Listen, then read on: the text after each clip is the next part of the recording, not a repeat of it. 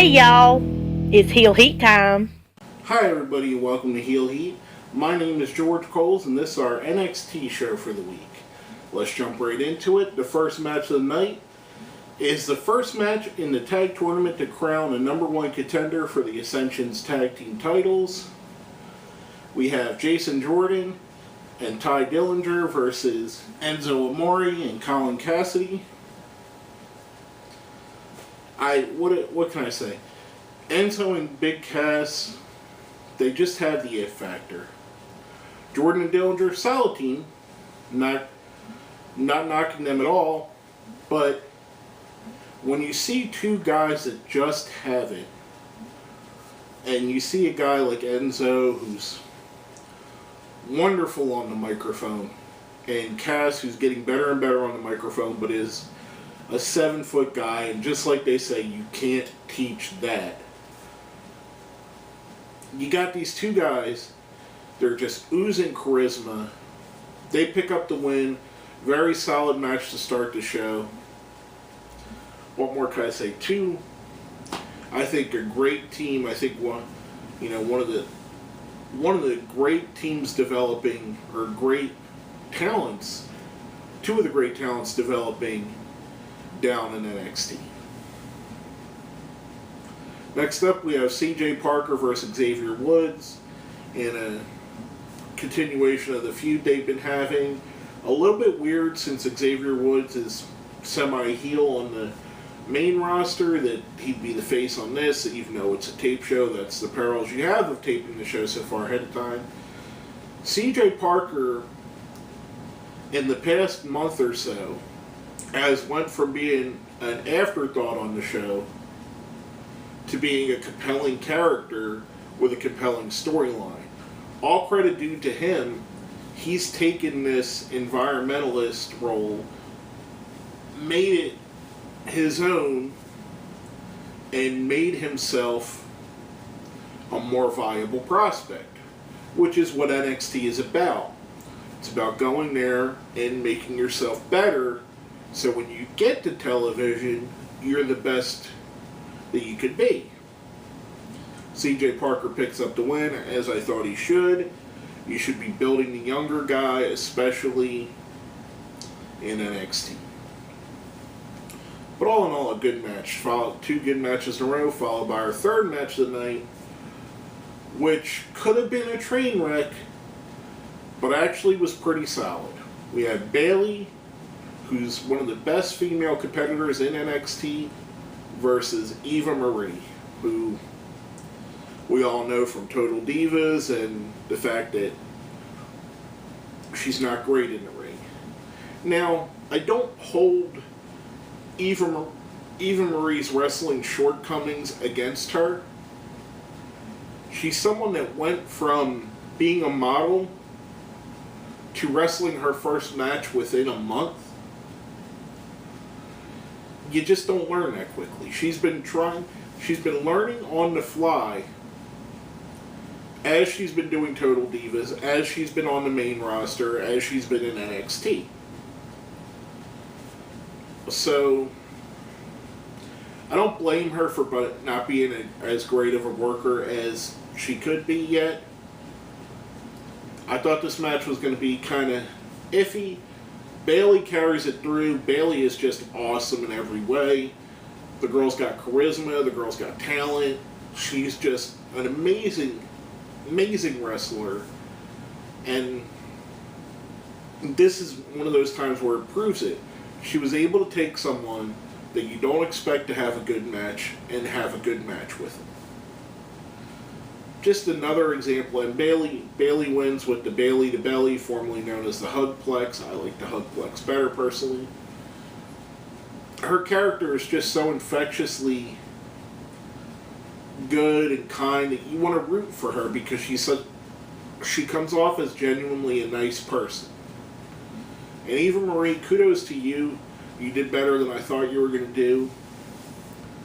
And I hope we keep seeing her develop, and eventually, maybe 2-3 years down the road, she'll be a good to great wrestler. It happened with Trish Stratus. They brought Trish Stratus in as a model, a fitness model, and she had to build over time to become a great wrestler. She had the luxury of being a manager, whereas Eva Marie's been thrown into matches. So we'll get to see, hopefully, the more she learns, the better she'll become. And it can't hurt to throw her in the ring with talents like Bayley, who can carry the match and explain to her why we're doing this, why we're not doing that.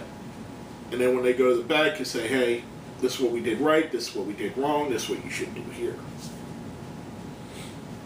Now, coming off of that, we have our second match of the tag team tournament. Justin Gabriel and Tyson Kidd versus Sami Zayn and Adam Rose. Now, before the match, they teased that Sami had a partner that got injured, so we don't know who that was going to be, but Adam Rose came to take his spot. Zayn and Rose pick up the win, not surprisingly, as the Zayn-Gabriel-Kidd feud continues on. I personally, and I'm a Sami Zayn fan, I would have had Gabriel and Kidd win because they are actual tag team. Whereas Sami Zayn and Adam Rose are just a hodgepodge of two singles guys. They're not going to, even if they win the NXT championship, they're not continuing to be going to continue to be a tag team. For one thing, Adam Rose is wrestling on the main roster, and Sami Zayn is not. So there's going to be times where Zayn is there and Rose can't be because he's on tour with the main roster. So although I don't think they'll win the tournament, I think it would have served them better to have an actual tag team of Gabriel and Kidd win. But that's just me personally. I didn't mind Zayn and Rose. The match was great. Them two winning, that's fine. Just my personal preference would be the actual tag team being a team that just was thrown together. Now, coming off of that, we're going to go right into it. If you watch our NXT show, we have a top 5 prospects. Now, I'll preface it by saying, although we have some wrestlers that wrestle in NXT that also wrestle in the main roster, once you make it to the main roster, you're no longer eligible for the top 5 prospects. So you won't be seeing Justin Gabriel, Eva Marie, or Xavier Woods in here, or Tyson Kidd for that matter. Or in the future, any other wrestler that comes down and wrestles NXT. First up, number 5, Enzo Amore and Colin Cassidy. Like I said earlier, they just exude that it factor. There's something about the team, there's something about them that you want to watch, that you are enthralled with, that you're glued to your television to see what these two are going to do. And that is the main thing you need in professional wrestling. You need to keep people's eyes focused on what you're doing. And they've got it. Number 4, our NXT Divas Champion, Charlotte, suffers a little bit from inactivity on this show. I still think she's the best female prospect in NXT. Her along with Bayley are WWE main roster ready right now. I'm not sure why they're not up yet, but I don't make those decisions. Charlotte, I've said it before and I'll say it again, she's evolved so quickly and she's gotten to a point where she's one of the best in wrestling in the WWE that the sky's the limit for her. She could go to the main roster and be to the Divas division what her father was to the men's division in wrestling.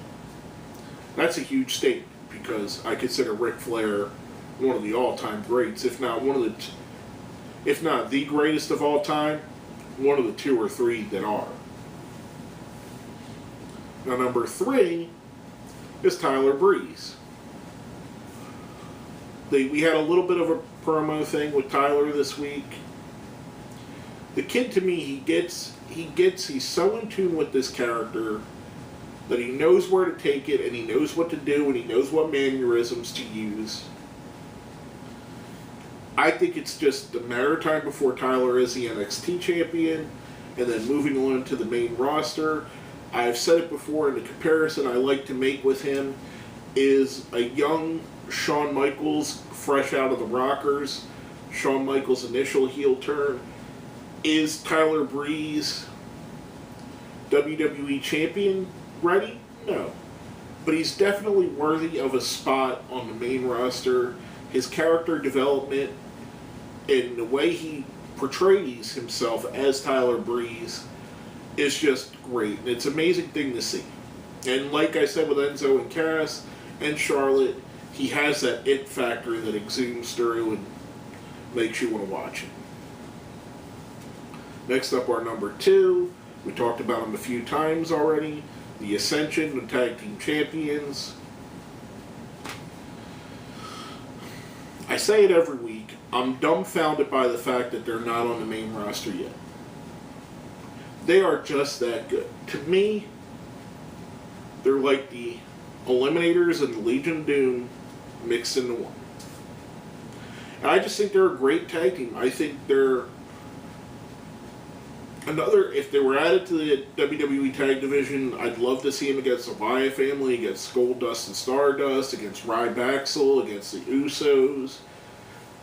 It just adds more to it, and they're just a great team in my opinion.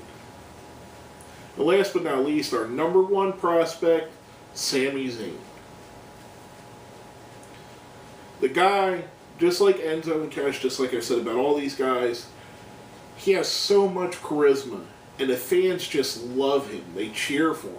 They give him the Ole chant, which goes back to his independent days as El Generico, which a lot of people probably in the crowd don't even realize that's what they're cheering, why they're cheering that for him. He's just that good. I mean, he's been one of the top wrestlers in the world for probably the last 5 years, maybe even more. His talent is on par with a CM Punk, with a Daniel Bryan, with a Seth Rollins, with these guys that have come up through the indies and have become megastars. Sami Zayn is the next guy to do so. Out of everybody in NXT, he's my personal favorite at the moment until his former partner arrives, and then he becomes my favorite because I love both of them. But I love Steen more than Zayn. Sorry, Sami, but it just is what it is. Sami Zayn is a superstar in the making who's ready to make the jump and ready to become a main roster superstar as soon as they're ready to let him. But basically, that's all I have to say about this. My name is George Coles, and this has been another episode of Heel Heat.